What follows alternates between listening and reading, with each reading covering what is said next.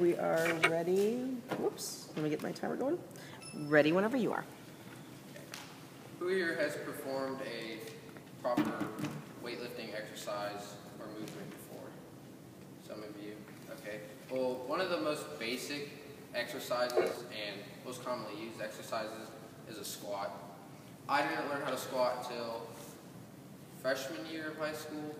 I learned it in athletic training from Coach Bitch. He kind of showed the basics of squatting, which I then just kind of caught on to. Squatting is pretty important and essential in daily life because let's say you're moving furniture and you need to be able to lift the furniture, but you don't want to lean over and use your back because you're putting a lot of stress on your back, which will cause problems as you get older. You want to be able to squat down and pick the furniture up, which then you're using your leg power. Now, some of you may already know some things about squat because maybe you've taken athletic training previously and Coach Bitch has also showed you the basics of squatting, which it kind of helps to know, but performing a proper squat is pretty tricky.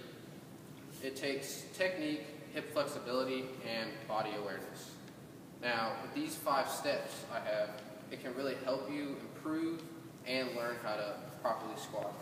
Now, if Gideon will come up, as you can see, Gideon is wearing athletic, semi-athletic clothes and Vans, which when you work out, everyone pretty much wears something like athletic shorts and stuff. But this is probably one of the most comfortable outfits for you, especially when squatting.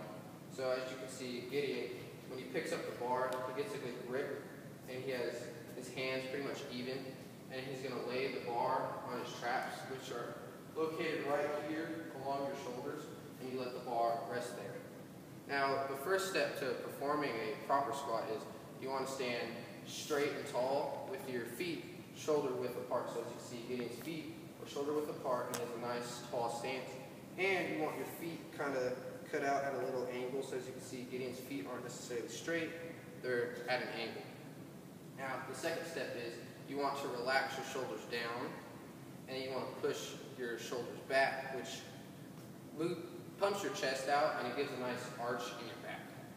Now, the third step is you want to push your knees out as you're squatting down. So as you can see, Gideon's knees are pushed out as he's squatting.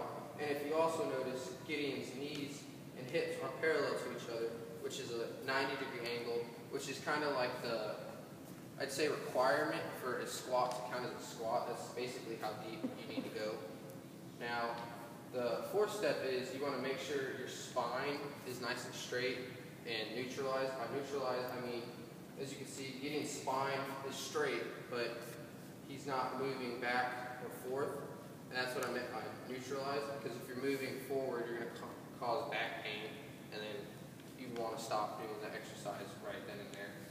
Now, step 5, you want to be under control as you're going down, and then you want to slowly come up while under control. As you can see, Gideon has nice control as it's going down and as it comes back up.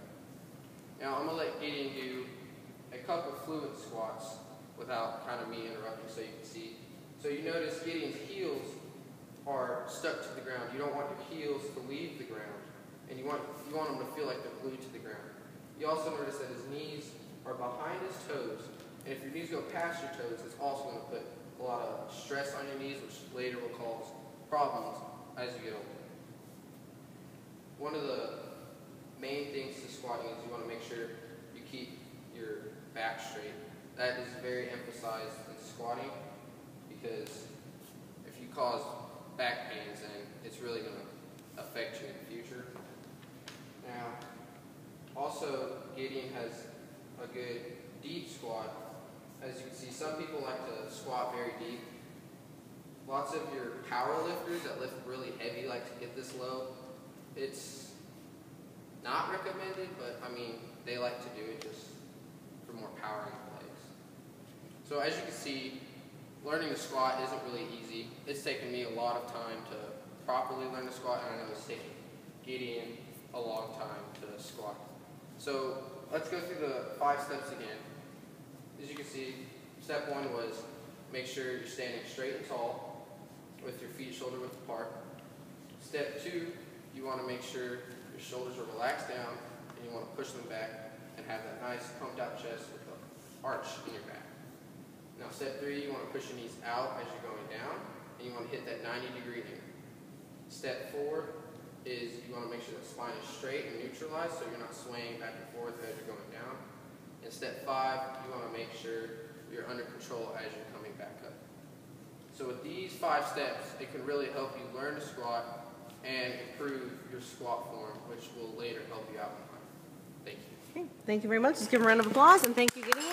And thank you very much, Dom.